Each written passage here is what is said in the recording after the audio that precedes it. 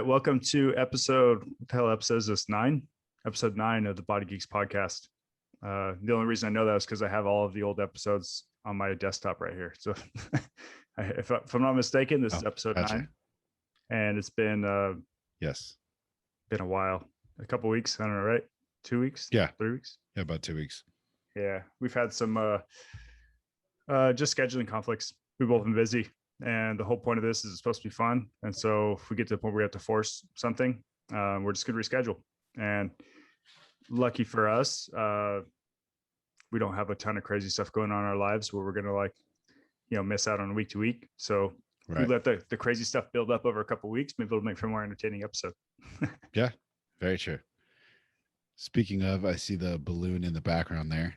And I saw you were somewhere yesterday. So I figured I'd just start with that, because the second I saw that yesterday, I told my girlfriend, I was like, we're talking about this tomorrow. Yeah, dude, that's one of the things I was thinking of too. I was like, man, this is gonna be something to talk about. But yeah, I'm honestly, dude, I'm so exhausted right now. But from good things. So yeah, right. Yesterday, well, before I get into yesterday, right? Hang on, Becca's texting me. I don't know if it's important. Sorry to interrupt the podcast. She's getting our daughter a passport because we're supposed to go to Mexico this fall. Oh. She wants to know if we should get the passport or the card, and I was like, get both. Smiley face. Yeah. Yeah. So I'm like exhausted just from doing a bunch of stuff lately. My brother came down to visit my mom in San Diego. Oh, sweet. He's actually there like all week with his fiance. And she's from Montana. That's where he's living now. So like for them to get to explore SoCal is pretty cool. But so we went down there and we were there Friday and Saturday, worked Monday. And then Tuesday, Beck and I took Riley to Disney because the Avenger'S campus opened on June 15th. So we got to go check out the new, like they call it Avenger'S campus, or, Marvel World, whatever spin you want to put on it. And we actually got, dude, Becca set her alarm for like 6 a.m. or something early to use you could use the app to reserve your spot in line. Right. For the Spider-Man ride. So she got up at 6 a.m. to reserve the spot, and we were able to get on the ride at like noon. So that's how, like, if you went to Disney and you didn't book your like appointment for the ride at like 6 a.m., you weren't going to get on the ride that day. Right. Yeah. That's how crazy it is. You're messed. Yeah. So we got to ride that with Riley, and she loved it and she hated it at the same time, because we bought her a little like spider bot. So she tells everybody she got it from Spider-Man. So it's kind of cool. But otherwise there was a lot of like graphics and giant robot spiders and Spider-Man flying all over the place. I think it was a little too much for her to take in, but I thought it was epic. I was like, just you'll stop crying a little bit. We're going to have fun right now. Yeah. No. Yeah. You'll figure it out. You'll thank me later. Yeah, exactly. No, it was kind of cute because she like, in some moments she was just like, I could tell, just scared. And she was like clutching a little spider, and like she's taking my shirt, she's like putting it over her face, and I feel bad. And then another moment she's like laughing, and then afterwards she's like laughing and crying hysterically at the same time. And just, I don't know, like I'm being a good dad still. Yeah. You're doing good. Yeah. So we got to do that, and then we didn't get to go to, they call it Pym's Kitchen or something like that. Hank Pym, like he does all the culinary stuff there, right? Right. But that was super booked. We couldn't get in on that one, but I'm not too like bummed on that because Disney does like a cool spin on the names of food, but it's still just regular food. So it's not like the actual Hank Pym was making food. I mean, that would be legit. But do you know what the like the big thing about the Hank Pym thing is there? Like the attraction, like pretty much the whole reason you go to eat there? I don't know. Well, they serve alcohol. That's one. Let me see if I could. I wonder if there's a hashtag of it.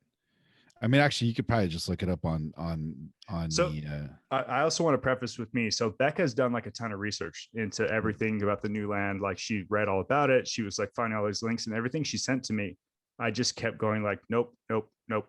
I want to go there and get I don't want to like go there virtually and then go there and just go like, oh yeah, I saw that online. I saw that. Right. I want it to hit me and be new. So I didn't do as much research beforehand. I was like, okay, they're doing an Avengers campus. This will be epic. Count me in. I don't need to know anymore. Yeah. Okay. Yeah. So what it is it's a $100 sandwich that you get at Pim's restaurant. Pim Test Kitchen at Avengers Campus will offer a family size Pimini. So it's basically a, like Giant Man. It's a giant panini, and it feeds 6 to 8 people. You could probably eat it by yourself, huh? I mean, I should find out. Let me see. I'm looking it up online. I think I got an image. I'll go back. I'll share the screen. Okay. And then we could show it to everybody. God, it's been so long since we've done this. I almost forgot how to share the screen. Yeah, you could probably look up Pim Mini. I think I got it already. Let's see. All right. Yeah, there it is. Right there. Dude, you could totally eat that in one sitting. I've seen you eat more. I'd struggle with it, but you could get it. Let's see. I'll click on this. Maybe we'll get a bit better picture.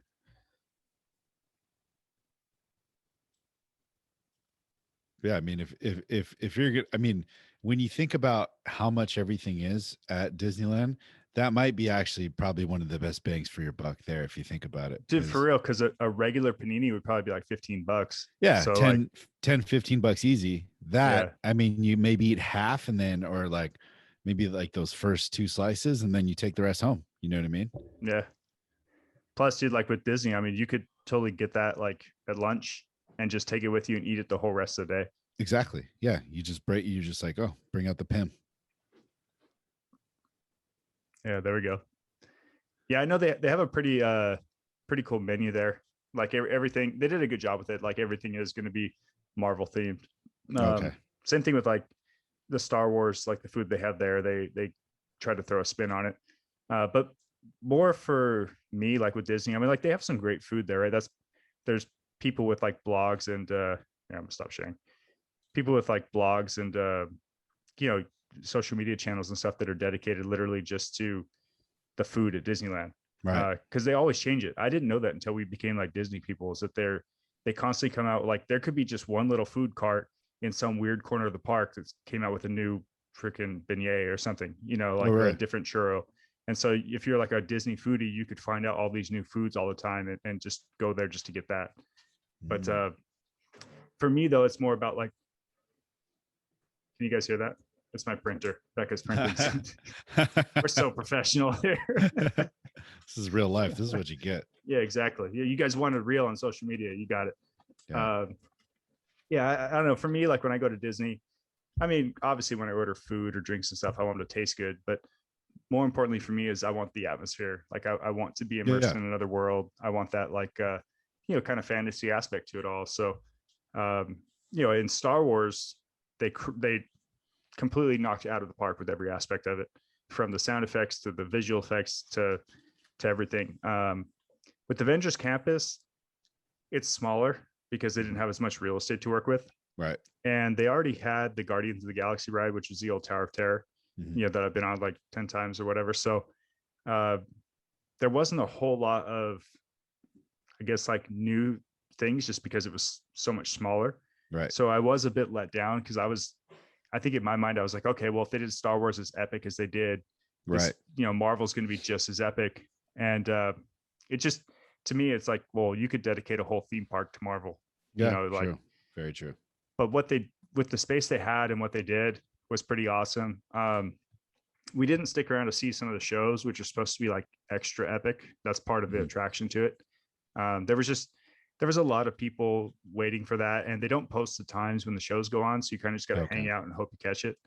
And we had Riley with us, and we kind of felt bad after the Spider-Man ride because, like I said, she was like crying sometimes and laughing. And so we spent the whole rest of the day just giving her the little kid Disney stuff to give her like the full thing. But we did see like Captain America, Black Panther. I saw Loki walking around. Oh, nice.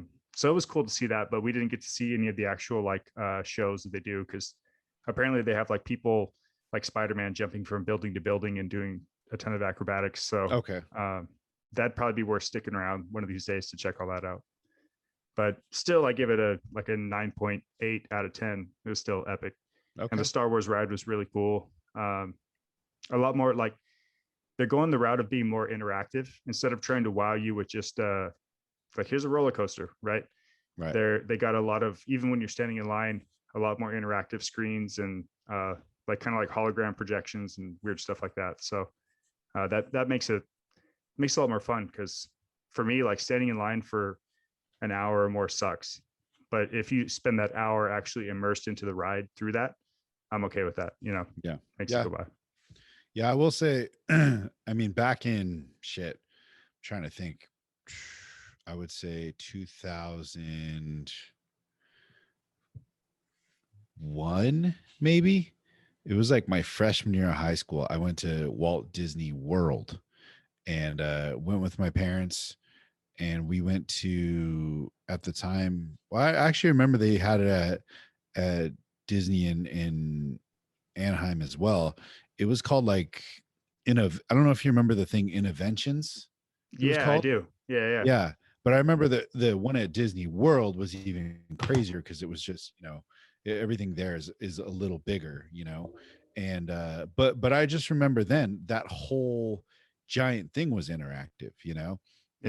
And for me, for those that don't know, I get very nervous on rides.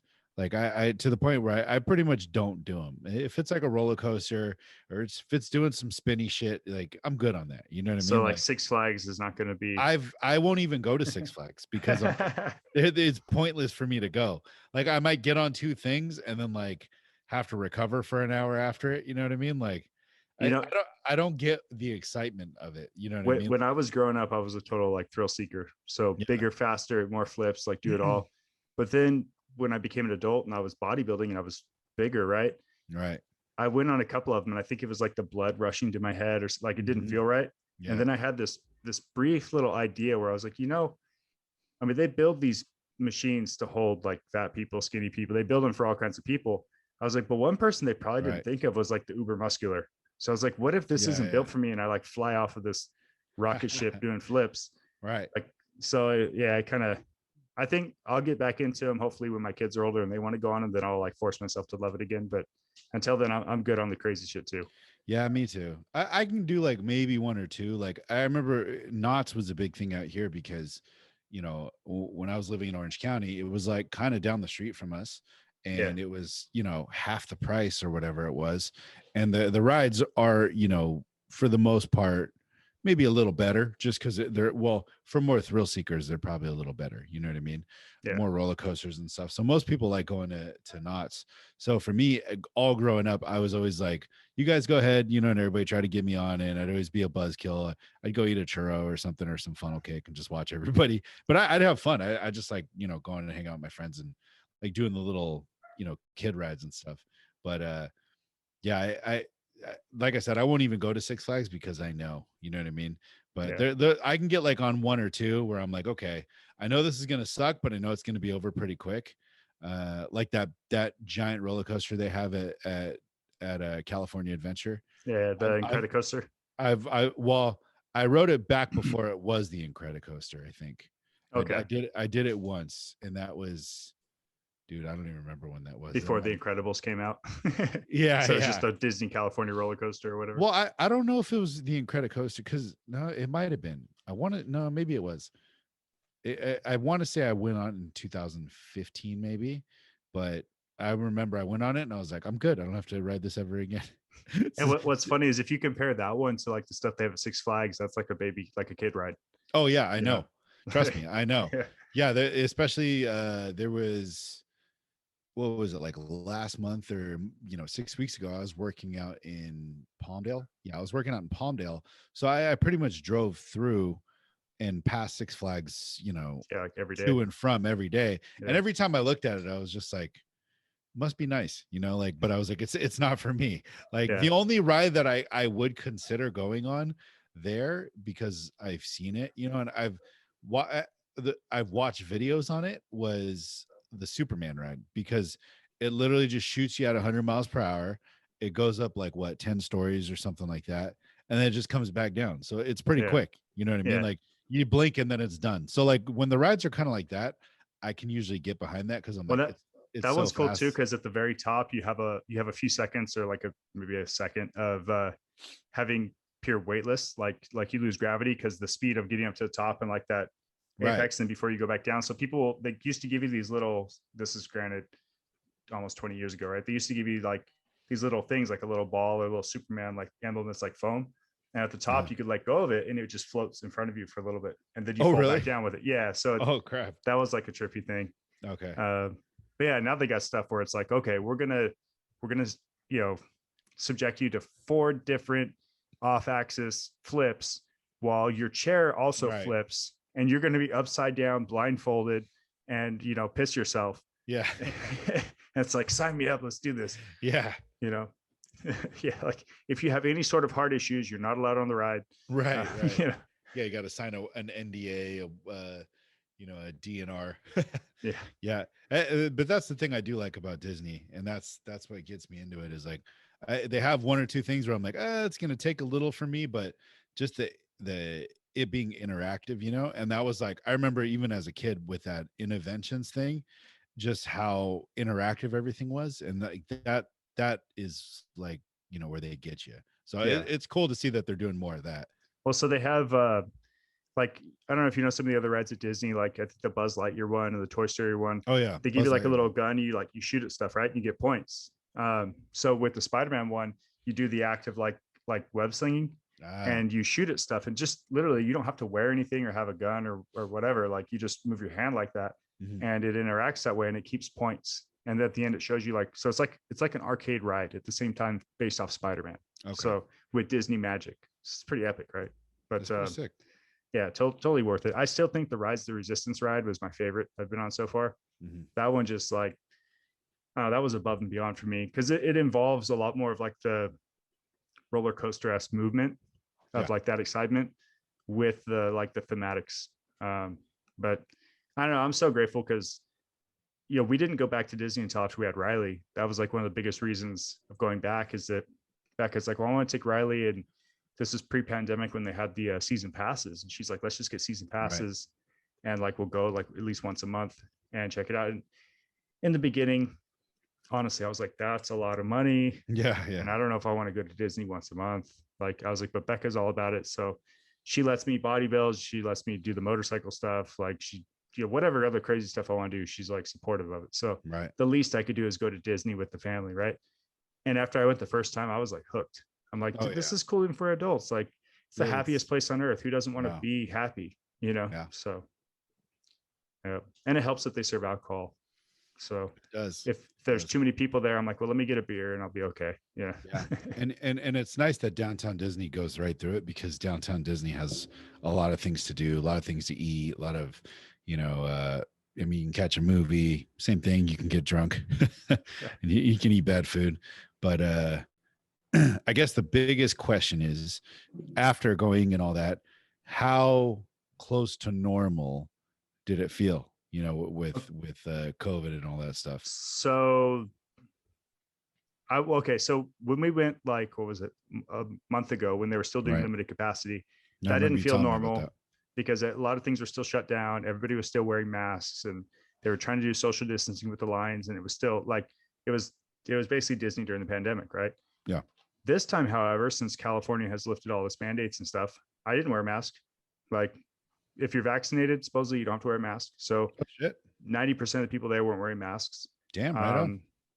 Most of the people that I saw there wearing masks were actually wearing like an Avengers mask or something they bought like at the park, I think. The only thing is that they are serving food in the restaurants again, but everything is like mobile order. Like they don't want people in long lines at the restaurants. So you got to like order it ahead of time, pick it up, which is totally cool for us because we did that anyways. I don't want to stand in line. Like I'll stand in line for a ride, and we'll order our food and go like, okay, well, it'll be ready in like an hour. So we'll do this, and then we'll just go there and pick it up afterwards. It's better, So yeah, if you're going to be Disney people, learn how to use the app to check in for lines for the rides, to buy your food and do the whole thing. It makes the experience so much better, because then you just got to be somewhere at a certain time as opposed to stand there for an hour. So yeah, definitely good times. Like, I don't know when the next time we're going to go is, but I'm already looking forward to it. I don't know, we've kind of got spoiled. When we had the season tickets, it was for both. And then these times we did park hopper. So like we usually go to California Adventure first and do that kind of during the day, and then stick around for Disney, because Disney, like at nighttime, I think that's when the real like magic happens, Yeah. The lights and everything are better. So yeah, I'm exhausted today, not only from all the walking, everything you do at Disney, but I just feel like I've been just going and going and going. And not only that, just been like busy working with everything too. And we got another trip in July. We're going to go see my brother. So we're going to go to Montana for a few days. Oh, nice. So that'll be fun. And then, is he gonna talk you into moving? He's been trying. I mean, he does the same exact thing with me. Every now and then I'll put some, bullshit that California's up to, or, something else that fucking Newsom fucks up. And then he'll be like, hey brother, just, like right there. He's like the little guy on your shoulder, he's like, hey, letting you know, we don't do that here. Yeah. He's like, it's America over here. Yeah, exactly. But yeah, I mean, to be honest, he doesn't have to do any convincing to me. Like if Becca, like if we go visit and Becca's like, I love it here, let's move here, I'll be like, done, sold, let's do it. I'll start a new career, don't care. Like move to the mountains like that. Like that's my dream. I mean, but at the same time, I force myself to be the glass half full guy with everything, right? Kind of have to. And so there are a lot of great reasons to live in Southern California. Obviously, that's why there's like 100 billion people that live here.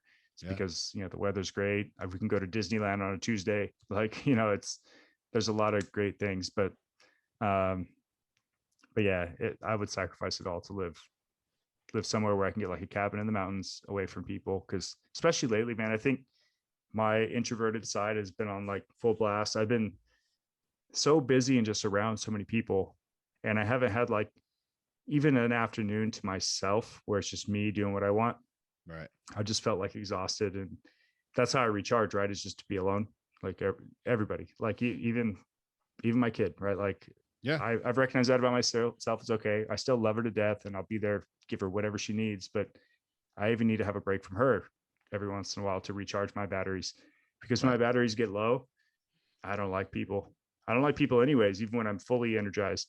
When they're low though, I'm just like, I have no patience for just dumb shit, and it just gets to me. So I've been there lately. I'm hoping that I've got some good sleep at least the last couple of days, and I'm going to work out tomorrow morning. So I think that'll set me back on my course and I'll be okay again. But yeah, I've just like down in San Diego, we went to just going to the beach, and granted it was Father's Day weekend, so I was expecting traffic to be crazy, but we struggled to find parking for like an hour, and I'm like, I was just sitting there like, why couldn't the plague have taken out more people? Yeah, exactly. Why are they all here? Yeah. It just ruins the experience for me. So yeah, my days of wanting to be around crowds never existed, but if they did, even the slightest chance when I was younger, they're gone now. I'm like, nope. Lots of people. Nope, I'm good. But yeah, it was definitely, I think also this weekend, who knows, might have been a little more. I think that this whole past week was kind of a little more like that, just because, it was open now, for everybody that was not wanting to live their lives. Everybody's like, hey, they said we can do stuff now, so I'm going to go be a person. It's like, well, the rest of us just kind of did that, but okay, but definitely, yeah, you feel it in the traffic. And like we went to, oh yeah, by the way, happy belated Father's Day. Thanks, and, man. Yeah, my parents went out to go visit my brother and my nephew. They went out to South Carolina for the weekend, so I think we're going to do some makeup Father's Day when they get back. But yeah, we went to Rosie's Dog Beach and took the pups out, and yeah, same thing. It was just, I mean, we've been there on some Sundays, but we got there and we were like, oh man, you could tell, people are like back. They were waiting. So dude, I was so upset. So like we said before, I got the vaccine in January when I was working at the job in a prison that was overloaded with COVID, and I didn't want to bring COVID home. And I was like, screw it, I'll risk the vaccine to hopefully not bring this shit home to the family, right? Right. And yeah, I've still wore the KN95s, and like I did the whole thing. That was like my life throughout the pandemic. But I've been like over the mask in public, especially since I got the vaccine, because in my mind, I'm like, okay, this little surgical mask that I'm wearing to go out in public is not doing a damn bit of good. Right. and I'm already vaccinated. So like my odds of getting it are pretty damn slim. This little mask isn't going to help. I want to be normal. I don't care if Yeah. everybody else wearing masks around me. I'm tired of getting out of my car and go like, oh shit, my mask, and go back and grab it, Yeah. you know? Yeah. So when we got the news that on the 15th of June in California that they were going to lift the mask mandate, especially for those vaccinated, I was like, sweet, this is going to be awesome. So I get up early that morning. I'm at the gym, 6 a.m. LA Fitness, right? Big global gym that I'm sure wants to be open to make money, right? Right. Right. And I walk in without my mask, like freedom. And the dude's like, oh, you have to wear a mask. And I pause, and I'm sure the look I gave him was like, you, Yeah. I'll fight you right now. Yeah. I was like, is that a government thing or is that a company policy? He's like, it's a company. Like the way he says, like, it's a company policy, man. Like, I don't want to wear the fucking thing either, you know? Right. And I was like, okay. So I put my little surgical mask on. I was pissed, but I wasn't pissed at him because I know he's just doing his job. Right.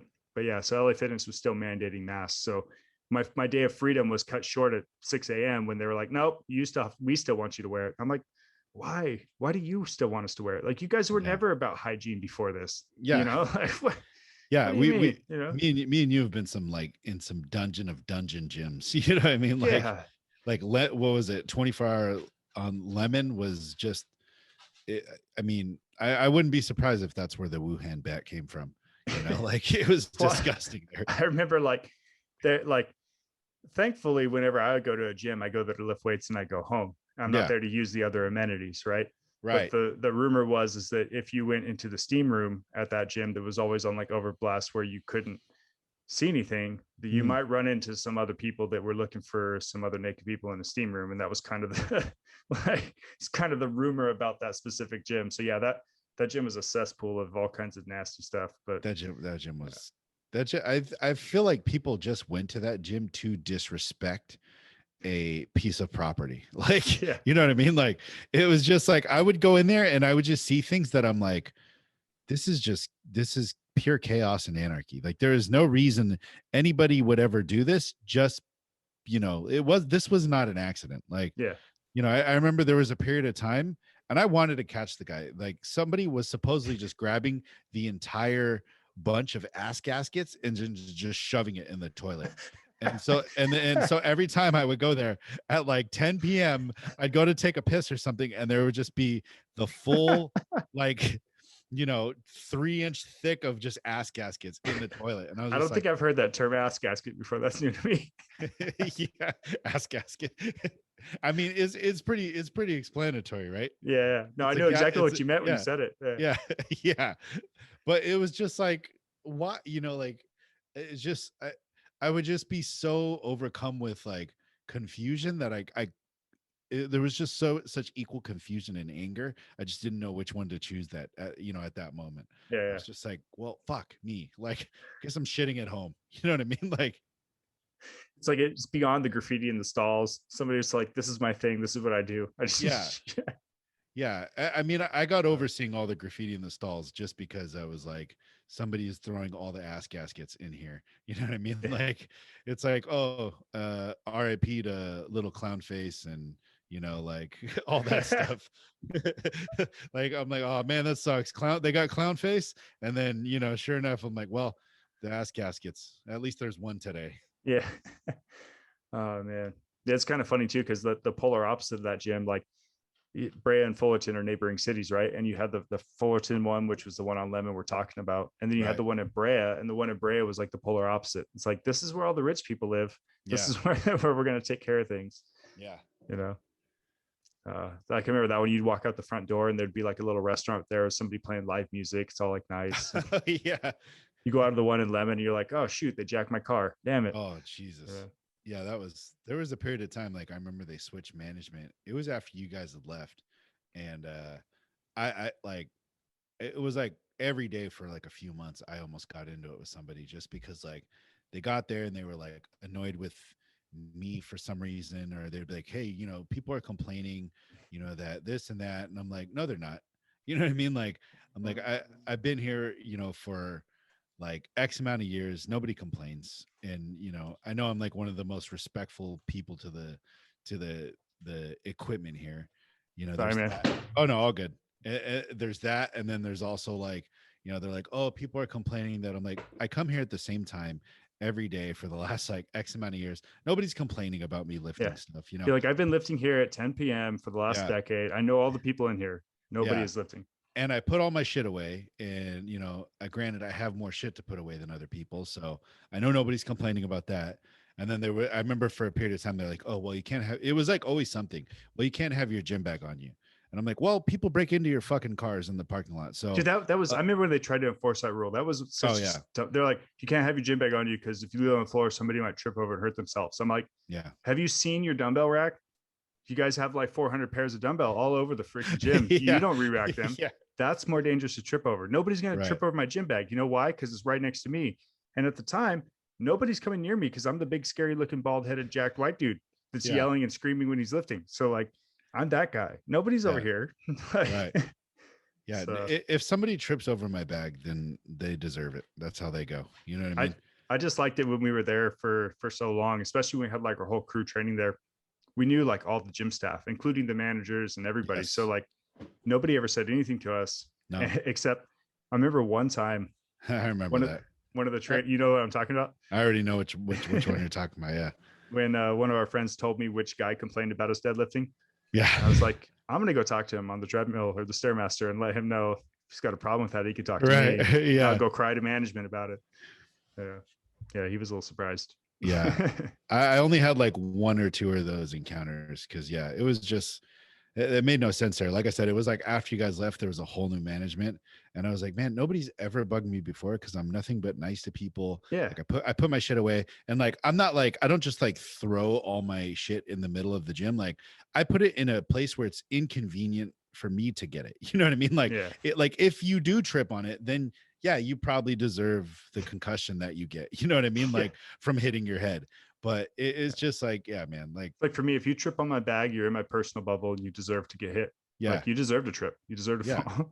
100%. Yeah. If you're with you, like, too bad we couldn't use 6 feet back then. Cause I'm like, if you trip over my bag, you're within 6 feet. So Dude, you know what's crazy too? As much as I've joked on this podcast about being like the big scary guy in the gym and stuff, like outside, like I would call people on their shit. Like I never let that pass, especially when I was younger. But like outside of that, we like you and I, especially with our whole group, we're like the most considerate, nice, friendly people in the gym.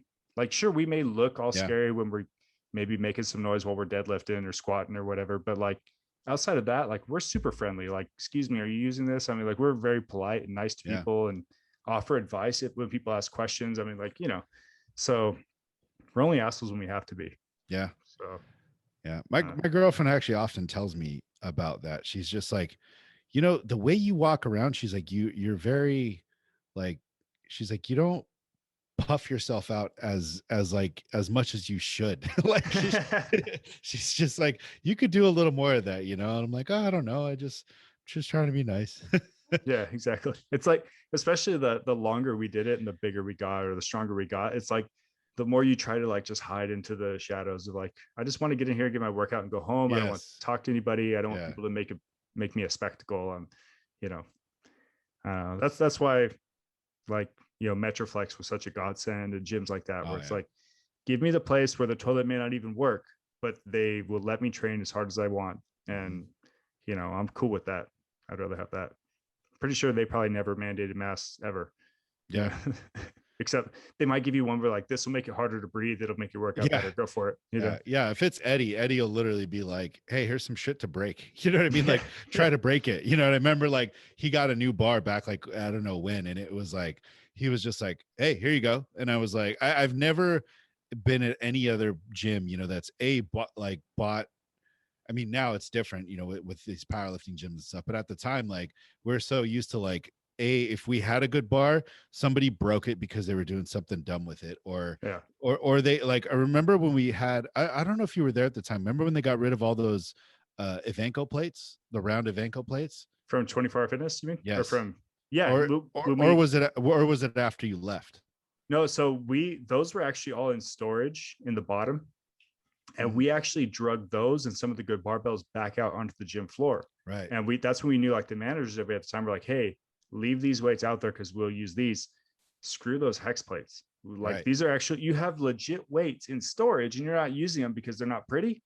Leave those out there for us. And so that, yeah, we had those there. And I'm sure, yeah, once we all left, they probably I remember got rid of them again. when you guys left, eventually they got rid of them. And like I that's when I very rarely would show up there, is I was just like, I need those.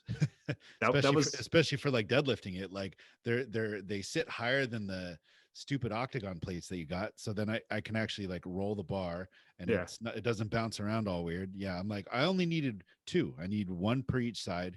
And I would always like have to get there early because there'd be some random dude who would want to use all of them for his leg press or like his 2-inch hack. I used to get pissed. I was like, why are you using 2-inch hack squat? why are you using the round plates on a machine? Use the hex plates for that. Leave the round plates for the deadlifts. That's what they're for. That's the only reason they're up here. We drug them up for that. I could tell. Right.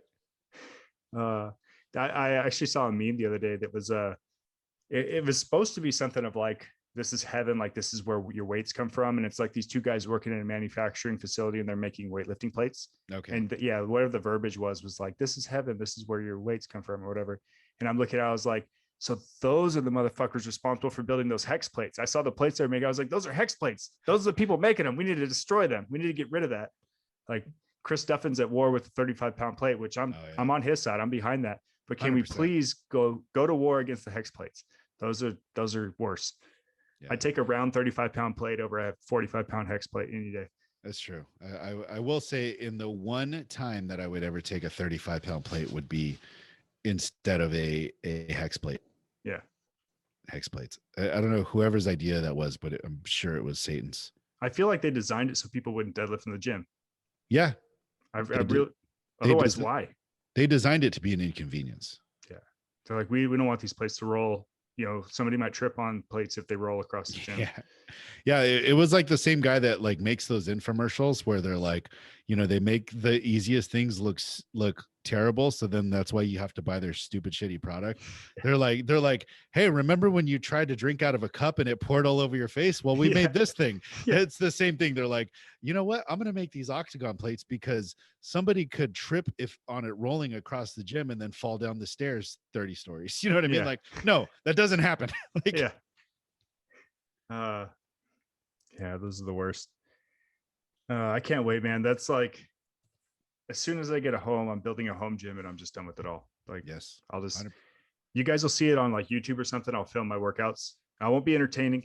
I've been thinking about that a lot lately and dealing with some of that stuff on that end of like, I get a lot of people all the time that tell me like, I guess that know what I've accomplished or what I've done, right? Like the people I've coached and the stuff I've been a part of and whatever else. And they're like, you have like all this stuff. Why don't you just like be an influencer, basically? I was like, because I'm not a fucking douchebag. I can't do it. Right. I like, even when I do my stories, I can't, like, it's just not me. And I'm okay with that. I've accepted it. And I've realized that I would rather put poorly produced podcasts out like this of you and I just sharing our actual thoughts with the Disney blue in the background. Like, I'd rather just put that out there and do the things like I'm excited for the website that I'm making because I want to write articles. I want to put information out there. I want to create a database where I could tell people, like when I talk to them, dude, just go read my articles. Like I'm just throwing out a ton of free information that'll help you. Like it's like my legacy of just, all the shit I got up here, I'm going to try and put out, and then people could use that how they want. But if that builds a loyal 100 followers that are actually into bodybuilding and into weightlifting and like into share the same kind of vision I have, the same kind of philosophies and things, or that want to at least learn from me, I'd rather have that than act like a dipshit on social media and get 1 million followers. I don't care how much money it makes. I don't care about fuck all of that. I don't want any of that. And I don't know. I've had some people approach me lately that they want me to be like the steroid guru on like YouTube channels, and it like, I'm okay with that because putting out correct information on like these bodybuilders or these, especially kids that get into steroids because of bodybuilding and they do it wrong and they hurt themselves. Like I would love to be the guy to help, fix that. That said, I'm not going to brand myself as that guy on social media. Right. I don't want to be that guy. Like I want the people that are into bodybuilding or powerlifting, right, to find me and find my information and make themselves better because of it. But they got to be into it first to find me. I'm not trying to find that 19-year-old kid that's doing stupid shit. Like I'm not taking that responsibility to fix them. I don't care. 100%. Like I just don't. Go hurt yourself. Don't care. Like, Right. fuck off with the hex plates. I don't care. You know. But if you reach out to me and you're like, hey, Brandon, I'm thinking about doing this. What do you, whatever questions you got or whatever things you want to learn, or you read my stuff or watch a video or whatever, I will help you.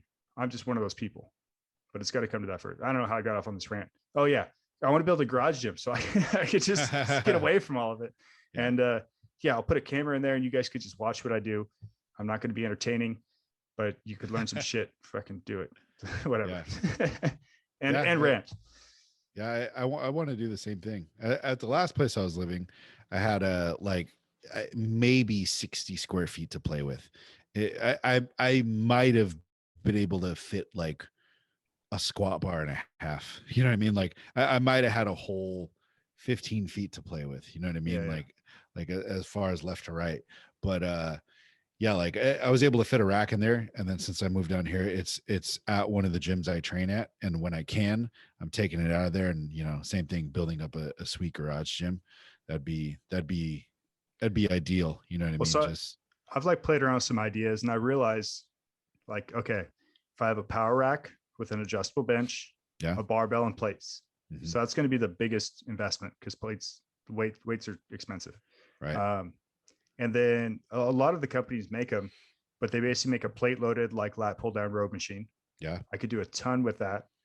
And then I could get adjustable dumbbells of like, 5 to 75 or 90 or whatever. Because when you're using light dumbbells like that, I don't care if it's adjustable, I'll do that. And then I can get regular dumbbells for the heavy stuff. So you give me a dumbbell setup like that with some sort of lat pull row with a power rack and a bar and a landmine attachment, I'm good. I could create like 50 different workout programs off of just that. Yeah, for sure. Yeah, that's pretty much the almost the, well, at the time I had a kind of like a short depth rack that I got from Rogue. Well, I had bought it from somebody that was leaving the valley. They were moving to like Oregon or something. But they had a like a Rogue rack, and it's maybe, I think it's 24-inch in depth. So it's not like you don't have kind of like their wall racks, right? Kind of like that. Yeah, kind of, yeah. But it's best to be anchored. But I mean, I put enough weight on it. And then like I maybe had with my squat bar, I had like over 505 pounds, I think was exactly that. And then I had some bands, so I could do like push downs and stuff like that. That's another one I would get, some bands for sure. But yeah, and an adjustable bench. And it was the same thing. It was just like, all I needed was some adjustable dumbbells. And I mean, you could pretty much knock out a bunch of stuff with that, Yeah. And yeah, I would say like you said, a plate loaded or some type of like loadable, like lat pull down. I think that's, I mean, for the most part, that's all you need. Yeah. And so I'm excited for that because I've been getting up early and going in the morning and get my workouts in 3 days a week. Last couple of weeks, I actually had on Thursday, I went because I wasn't going to be able to go since we're going to go visit my brother in San Diego. And I was like, screw it. I'm just going to put 2 workouts into one. I could take it. And it was like one of the best workouts I had in a while because I had to push myself, But right. I still beat everything in the logbook that I had to beat. And like, it's just, I don't know, when you have intelligent design behind your program, you realize how little you actually need to still make it successful. Yeah. And, I see so many people, and like we saw it, especially with powerlifting, and I'm not going to knock them too much because the powerlifters have gotten incredibly strong over the last decade. Yeah. And a lot of that probably is due in part to better programming. But I see so many people just, especially when I get younger guys that reach out to me for coaching for bodybuilding, and they're trying, like, when they ask me like, well, where should my sodium be? I was like, dude, I don't care. I don't track sodium. Like, right. Unless we have a problem, I'm not tracking sodium. What about peak week? I'm like, we're 10 weeks out. Why are you like, and even on peak week, guess what? Probably not tracking sodium, why? It's like, are you having a insane amount of cramping all the time? Then maybe, but it's like, if you're not cramping, if you're drinking, decent amount of water, like if you're just seasoning your food a little, you're probably good. Don't major in minors. And I think that's exactly what it is. It's just, in the beginning, you don't know anything, right? So you do a bunch of stuff wrong. Yeah. Then you start learning a little bit more and you try to apply every single thing that you learn about, and you end up just the paralysis by analysis. You end up just overcomplicating everything. Right. And then after you learn even more, you're like, you know what? You start simplifying things and you start just doing you realize like, okay, in the gym, I'm here to stimulate the muscle to grow. And there's several different ways to go about that with a training program. So if I just design the right program for what I have available and the frequency I'm going to go to the gym and just put the work in, everything else after that is going to be okay. Well, am I eating enough? And there's a whole method to that. But like, it's just so simple when you really like get down to it, where it's like you really don't have to overcomplicate all this stuff. Like, well, I'm doing a cross pressed on a hammer strength incline with a band and chains attached to it, and I'm making sure to rotate my neck at 45 degrees so I can, get the extra 2 fibers to fire. I was like, dude, just build a bigger lower chest. Fuck your upper chest. Like, don't even deal with all that. Like, just go do the decline. It's going to stimulate it better, anyways. So or do some dips and call it a day. Yeah, like I think what it is too with me, especially with bodybuilding, is I talk to so many people. Majority of the messages I get and stuff are people that are always asking me stuff about like really advanced things. Like, what do you think about this new SARM that just came out yesterday? I was like, I'm not taking it because I don't want to kill myself on accident. Like we don't know enough about it. And then they're like, it's like they're all looking for this cutting edge thing of like, well, what's the next? Like, I think what it is they all think they see the guys on the Olympia stage and they think, oh, they must be taking the newest, craziest stuff. Yeah. And I was like, the truth is, go look at guys from the 80s and 90s and look at how jacked they were. They didn't have access to all this information and this new training equipment and this and that, everything else. What they did have is most of them just trained, if anything, I don't want to say natural, but they trained closer to natural for longer. Yeah. And back then the culture in the gym was about like ball busting hard work. They trained hard. They wanted to train harder than the next guy. So they would put more work in. So I guess what it is, I'm just like, look, if they were able to get super jacked and shredded 30 years ago, why are you trying to reinvent the wheel now? Why don't you just do what they did? It worked for them, and then throw your little bit of things in here or there. But yeah, it's but I think I've always been that way. As much as people have known me as being the smart guy, it's kind of funny how simple my shit has always been. like, oh, how did you do the powerlifting and bodybuilding at the same time? Well, see, I realized that deadlifts and squats help build muscle mass for bodybuilding. And I was just doing that and it got kind of strong. So I just did some powerlifting meets. Like there wasn't anything else beyond that. I wasn't doing some advanced recovery technique to be able to do it. It was just picking shit up off the ground, stepping on a bodybuilding stage. Like, it wasn't some overcomplicated thing. Right. Yeah, I don't know. You can kind of see a little dirty Gertie coming out. I told you I was tired. So I'm like, it's all good. It's all good. I'm all for it. Yeah. Oh man. I did have one other thing happen that I wanted to mention on this on Saturday. I was pumped for it. So I have a client named Ruben Salas, and I saw some pictures. Yeah. Let me actually, I'll pull him up. He won the overall at the NPC West Coast. Oh wow! On Saturday, and granted, I expected it of him. Let me actually pull him up before I tell the little quick story, because I actually think I want to get him on the podcast to talk about some of his stuff. Let me see here. All right, cool. I got his Instagram. Let me share the screen.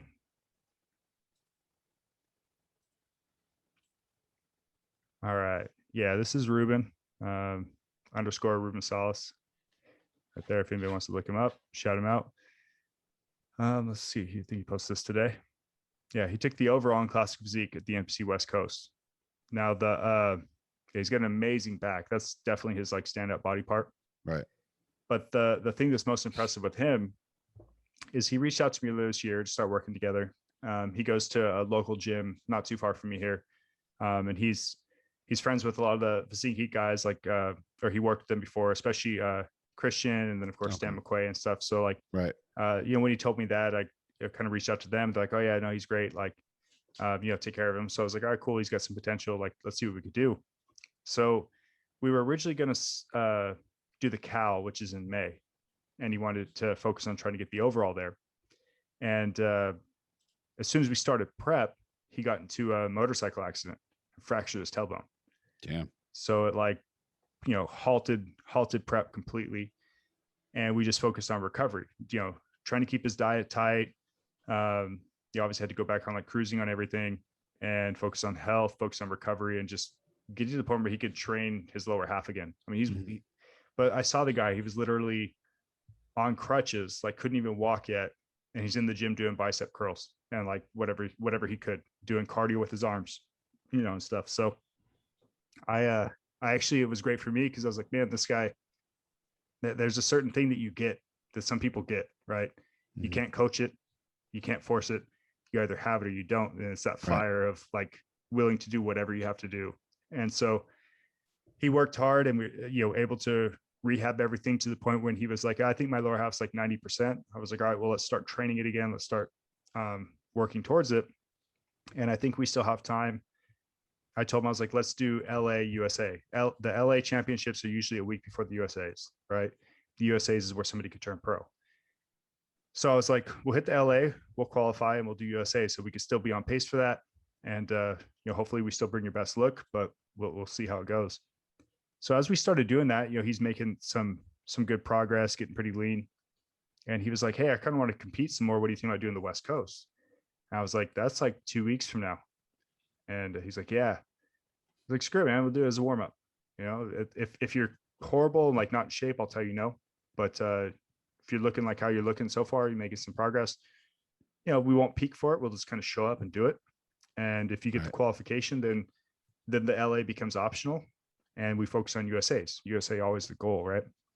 So yeah, we literally, let's see, here's one from the stage. The next one here, because they zoom in. That's him in the middle. So he was shredded, a little flat. Yeah. We didn't manipulate water. We didn't do diuretics. We didn't really load with food. I think we ended up giving him like maybe 10 like small golden potatoes. That was that was off of his diet. So that would be like what we loaded on. Didn't manipulate sodium. All we did was we didn't really load with water. We just cut water in the evening. And he ended up being peeled, and ended up taking the overall. So I was kind of laughing because I texted him in the afternoon and kind of was like looking for an update. And he had said like, I got it, it's in the bag. And then he put like, just kidding. And then he said something else.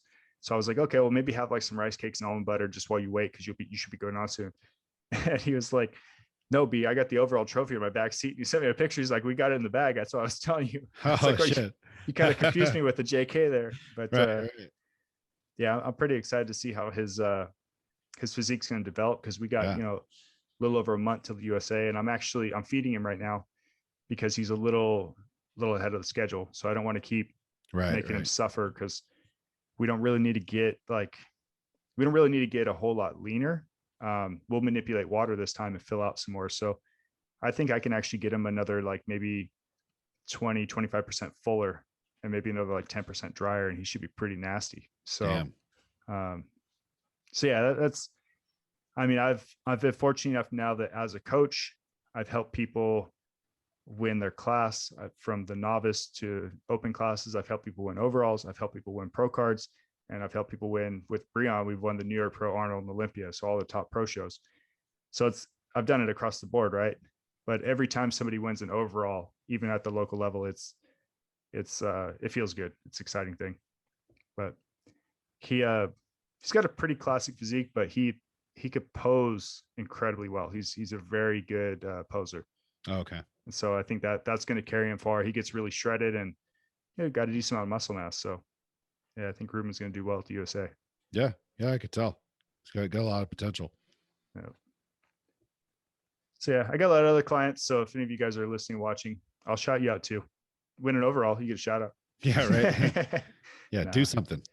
Yeah, but no, that was Saturday. So yeah, Ruben's doing good. Shit, right on. Yeah, I don't think that's pretty much it, without showing too much of his physique. But yeah, a lot of potential there for sure. Yeah, for sure. I think that's all I've had going on the last however long it's been since our last podcast episode. Yeah. Anything new with you, man? Shoot, just work, taking the dogs out. We're next weekend we're getting ready to go to Vegas. It's right. Let me see. Double check. Let's see. So wait, for the 4th or right before the 4th? Yeah, next weekend. So we're going to be there from Friday to Saturday. We're actually probably going to come, or no, Friday, Saturday, Sunday, and we're probably going to come home the 4th of July, rather, because I think the way we're thinking it, gaming it, is like everybody's probably staying for the 4th of July, and then going to come home Monday. So I think we could beat the traffic if we come home Sunday. But we're going to go see Tom Segura. on Oh, hell yeah. on Saturday. So yeah, she surprised me. I was in the bathroom, in my office, and like one day, and then all of a sudden she sent me a thing. Like I think she either sent me that he was going to be there, or and then sent me that she bought the tickets, or it was like all together at one. I was like, what the hell? I was like, oh, what the hell? I was like, oh damn, like I was like, oh man, this is in Vegas. She's like, yeah. I'm like, oh shit. So yeah, we're gonna go to Vegas and see the show and get fat on some buffets. So I'm looking Oh yeah, forward to man. that. Yeah, Vegas will give you your sense of normalcy too. Because when I went, well, in May, right? Yeah. Um, it was normal then. So it'll definitely be normal now. Yeah. Yeah. Yeah. I'm excited. It'll be yeah. I remember with last year, that was actually kind of like the way we kind of did our first date. Was like we hadn't like seen people, and like in forever, we were like both living in lockdown, and we were just like, hey, like I was like, I actually have some free time coming up. Like, what if we went to Vegas? And we're like, hey, why not? So like we Yeah. went then, and it was there was still some mass stuff. Things weren't. It was like the first weekend where I guess they had opened up bars, so we could do some stuff. But I kind of liked it because it was like Vegas without being Vegas. You know what I mean? Yeah. Yeah. Yeah. So it was like for me. It was like Vegas without crazy crowds. So I was like, all right, this isn't too bad. But we have some recall Newsom masks that we were wearing out there, and like everybody, like Californians, people from Nevada, everybody was just like, hell yeah. You know what I mean? Like back then. So now we can go there and not have to worry about it. So it'll be fun. Yeah, I'm looking forward to it. Right on, man. Yeah, especially Tom Segura too, because it's a new tour, right? That he's Yeah. doing for a Yeah, year. it's the I'm coming everywhere tour. Yeah. So yeah, I'm looking forward to it. I've seen him live once before, and I mean I pretty much I mean he's like Rogan to me, I pretty much eat up whatever he tells me. So I'm looking forward to it. Dude, I had speaking of comedians, one of my friends, Colin Kane, who's a stand-up as well. Mm. I met him when we were in Woodland Hills. He came by my house last week and had a few questions. I've kind of coached him off and on, and sometimes we were hanging out. And whenever he left, I told Riley because she was being all shy around him. So I told Right. Riley, I was like, "Hey, do you know what he is? What he does?" She's like looking at him. I was like, "He's an astronaut. He goes into outer space. He goes to the moon." And like she's been talking about that lately. So she Oh, was like, okay. "Oh, like oh, it's an astronaut, right?" Yeah. And that was pretty much it. Like we just kind of said that, and like Colin, he jumped on. He's like, "Yeah, I got to get to the rocket right now. I got a meeting. I got to go. Yeah. Whatever." So when we were in San Diego, and I haven't even told Colin this yet, but when we were in San Diego, so this is like 4 or 5 days later. We're in Old Town down there, and it's nighttime. And we're walking around, and all of a sudden Riley points up at the moon, and she's like, "Look at the moon." And we're all like looking, and she's like, "Daddy's friend is there." And we were all like, Ha. what the hell is she talking about? She's like, "Yeah, Daddy's friend is on the moon." And then it hit me. I was like, "Oh, she remembered that I have a friend that's an astronaut who went to the moon." So I was like, "Oh, that's pretty cool." That's awesome. One of those little kid moments makes you excited. Yeah. That's a good one.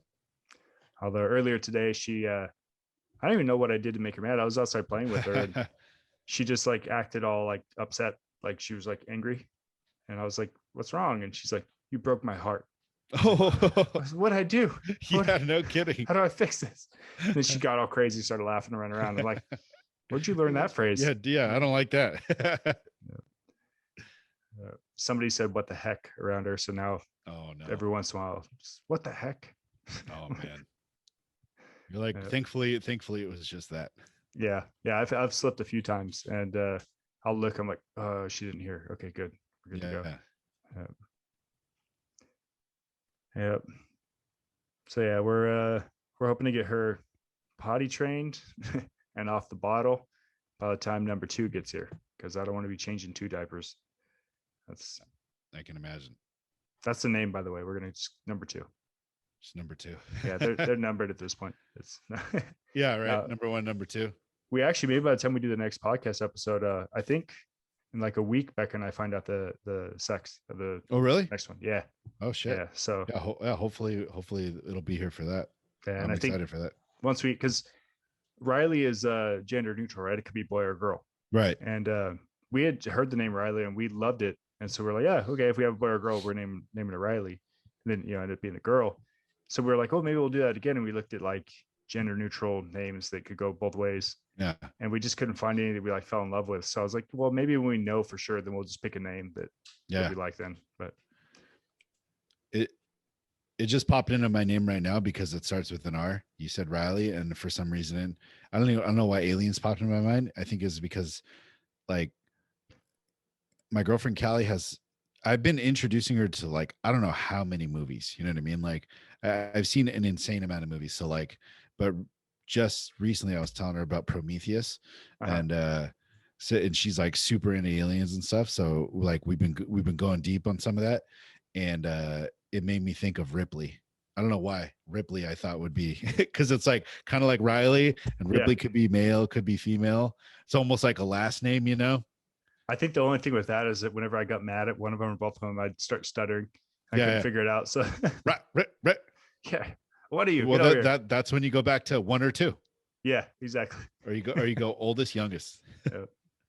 I remember like whenever we got Barkley and Louie, for the longest time I called them by like, when you look, especially with dogs, but it works with kids too. Like you just kind of come up with names for them. You don't use their actual name. You just say like what comes to mind. Oh, did I lose you, Mason? You still there? Oh, there you are. I lost you for a second. Yeah. No, so I was saying like with kids or even like with dogs, sometimes you start calling them by like just what you feel, what comes out instead of giving them an actual name. Like I think I called Barkley a goober for like the first 2 or 3 years of his life. And I called Louie Monster. Like, so with Riley, I think the only thing that I've called her different than her name was Stinky Butt. I called her Stinky Butt for the longest time, but that's not really a good name. Like Goober works, Monster, those are good nicknames, but Riley Girl has been the nickname that stuck. Riley Girl. So whatever the boy is, it'll probably be named Boy. Yeah. So at the very least, I could say like, girl, boy, get over here. Yeah, that, or like I said, like what I was saying before I cut off, I was like, you could just say number one or number two. You could go back to that. I mean, we can't quite compare it, but I got the two dogs, so we say the oldest and the youngest. Yeah. That's the oldest, youngest. We're like asshole one, asshole two. I'm like, which asshole? You know what I mean? Like usually it's Roddy, by the way, because he's old and cranky. Yeah. Same thing with Barkley. Barkley's the one that's always causing trouble. Yeah. Louis dumb, but he's sweet. Yeah. Barkley's smart and he's a jerk. So yeah, Roddy knows what he's doing. Yeah. Yeah. Well, I think that's about it for today's episode, huh? I think so. Yeah. And I'd like to tell you guys that it's going to be, whenever the next one is, but you'll get the next one when you get it. How about that? Yeah. Yeah. How about that? You fucks. All right. Well, until next time, you're tuned to Body Geeks. Later, everybody.